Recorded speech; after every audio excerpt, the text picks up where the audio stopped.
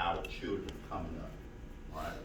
And when I reflect as an adult and think about, the fact that, my mom did not have me as a teenager, but she was a teen mom. Well, she had my sister when she was 16.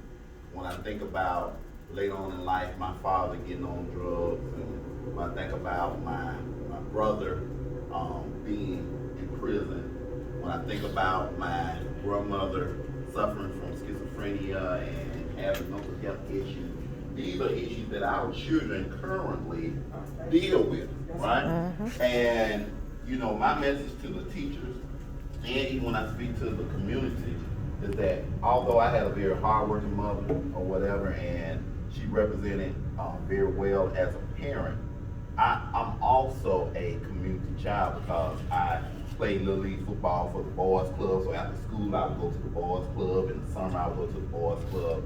I was active in my church or whatever.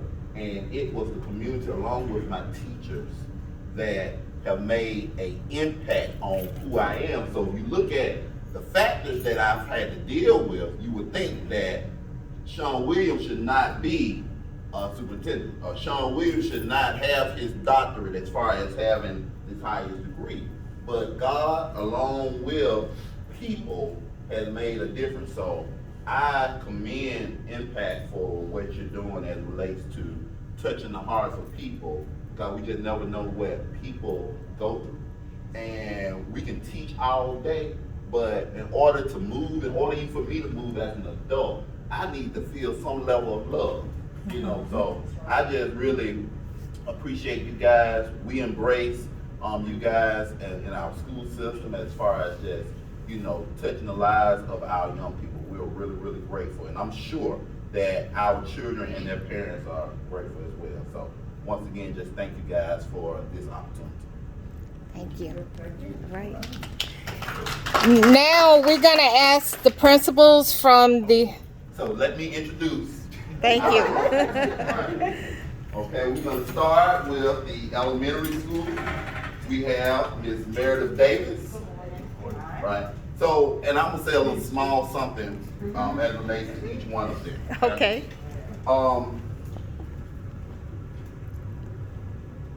When I had to search for words because I can be brash. Like, I come from a place where you tell it how it is. So when I'm talking to people and I want them to receive me, I really have to really think about how I'm saying what I'm saying. But, when I became superintendent, let me go back to me being principal. When I was principal at Midfield High School, and we was on this failure list, school list, or whatever, I began to test the kids and see, okay, what's the issue? And I would test the kids, and a lot of our kids that were in the 11th, 12th grade, they were reading on 2nd grade level, 3rd grade level. And I'm like, so here it is, we getting the blame for being on this failure list at a high school because our kids are not doing well on the ACT, right? However, they are not getting those foundational skills. In high school people, because I was a high school English teacher, we are not trained to teach people how to read. We are trained at a higher level as it relates to looking at Shakespeare and all that stuff. And we're not trained to put letters and sounds together. That's not a high school person training.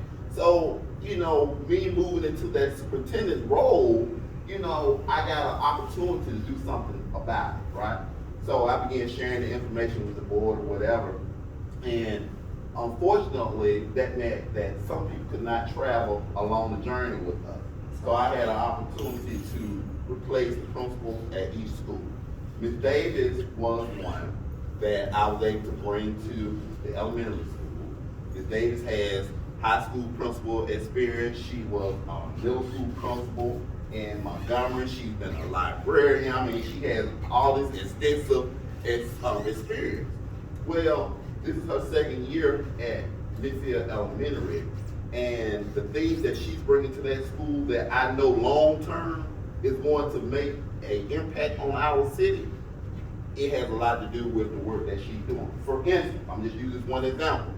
Our kindergartners last year, where in the past years, our kids, when it comes down to them moving from kindergarten to 1st grade, most of them just move on. They may not be on grade level, right? But Yes, but Ms. Davis, every last one of our kindergartners came to first grade ready this year, right? So she's ensuring that from grade level to grade level, when she sends them to the middle school, that they are grade level. So when they get to high school, right, and we have to work on that higher level skills and they get ready to take the ACT, they'll be ready. It won't be a situation where we just moving kids along because they got an A or B on their report card. They truly have the information that they need. So that's because we have the Miss Meredith Davis, who has the heart and passion, right?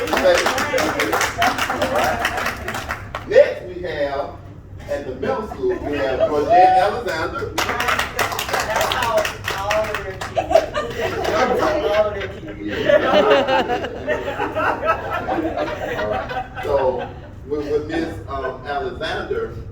Alexander, she, of course, you know, she taught at Rutledge.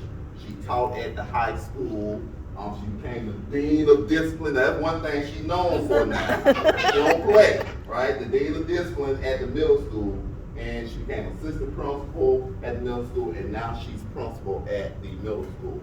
And right now, keep in mind, I said before that I have to really watch how I communicate, because even when I have admin meetings with my people, I say right now, our better running school, right now, as far as if we had to commercialize what we do, I would take it to the middle school because they have it going on. When I say they have it going on, you're going to see just order, you're going to see all level of engagement as far as learning, whereas the high school, as far as report card grade, was like a D, and the elementary was an F, the middle school was a C, right?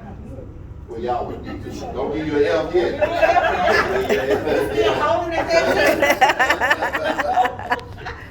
But at the middle school, they have done various presentations with the state because they're becoming that flagship school or whatever. So I'm very proud of Miss Alexander. She's going to introduce her assistant principal when it's time for her to speak. But then the last thing I'm gonna say, to end what I'm saying, is that we need time, right, as far as developing our school system. You know, the issue that we have, it wasn't done in one day, and one day is not gonna get us out of what we're into. But I really feel good, and I can stand before God as it relates to even my role as superintendent, as it relates to the direction that we're going, because our kids are learning. I'm more comfortable with them when they go grade level. So the type of things that I'm working on now is stuff like, okay, our data says only like 10 or 13% of our kids go to college, right? So what happened to the other 87% of our kids? So what we're trying to do now is develop some things that our kids are interested in, and what we know of as vocational schooling. We're trying to develop programs like barbering, culinary arts, you know, things that we know once they leave high school, they might not necessarily go to college, but they can really have a lucrative career in. And we're partnering with like Lawson State and other places where they can have a credential, so when they go talk to people, whatever, it's not just, I had this experience in high school, they will have that paperwork as far as actually having a credential. So a person leaving the high school with a cosmetology license, they don't have to go to Lawson after they leave the high school. They can actually be a cosmetologist or whatever. So those are the types of things that I want y'all to be on the lookout for. One of the most exciting things I'm working on now is building and construction.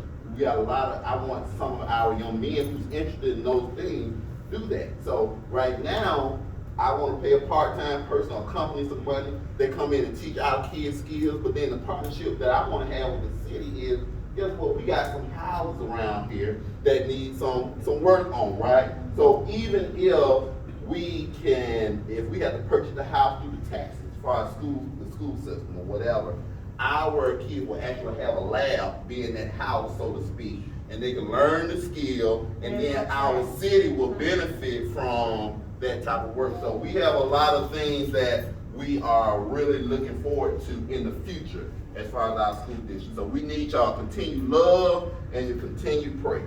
I'm done. Well, Good afternoon. I had to check the time just to make sure I was correct. I am grateful to be here, to have an opportunity to bring in one of our families, or actually it looks like I have two families here, to receive something to help them make their lives easier during this time. As you know, COVID has hit a lot of our families really hard, and my mom here, Miss Threadford, I do remember us talking right at the beginning of COVID, and she works in the hotel industry. And COVID really hit her really, really hard. She lost her job. It's just a lot. And so with this opportunity, this gave us a chance to help her provide a very great Christmas for her daughter. As you can tell, her daughter is not here because whatever you all have blessed her with, this will be her child's Christmas. So it will be a surprise for her on Christmas Day. And I'm just grateful to the members of this community that thought enough of Midfield City Schools, Midfield Elementary School, and help us provide to those that have not, that may not just be able to provide for themselves. So continue to pray for you guys, and I hope God will continue to bless you so you can bless others. Amen. Amen. Thank you.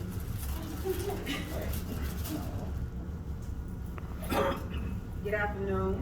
Good afternoon. I'm so thankful for Impact. I have, like I said, I have taught every last one of your kids, so I know the people, the type of people you are.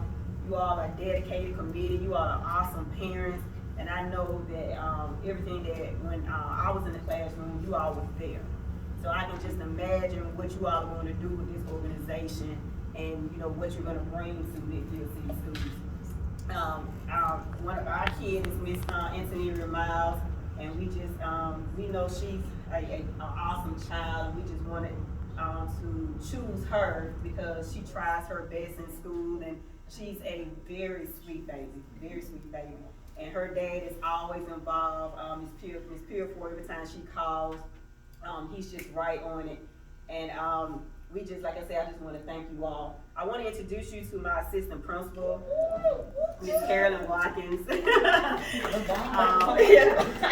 So when I was the assistant principal, Dr. Williams came to me and he said, do you have someone in mind? I said, I already know. I said, I already know. I said, Ms. Watkins, I have watched her in the classroom. I said, she don't play just like I said, we're going to be hand in hand.